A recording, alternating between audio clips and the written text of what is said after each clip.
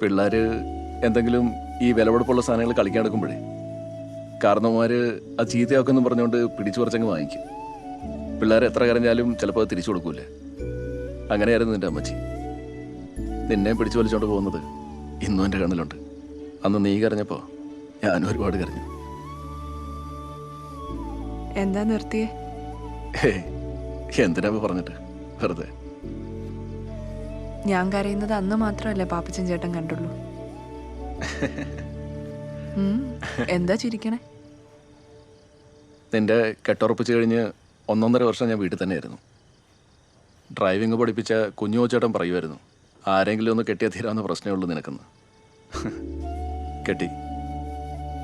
കെട്ട് കഴിഞ്ഞ് 6 മാസം എടുത്തു റീനോടൊന്നും മിണ്ടാൻ തന്നെ. പിന്നെ ആലോചിച്ചപ്പം വേറൊരാളുടെ ജീവിതം കൊണ്ട് കളിച്ചിട്ട് എന്താ കാര്യം?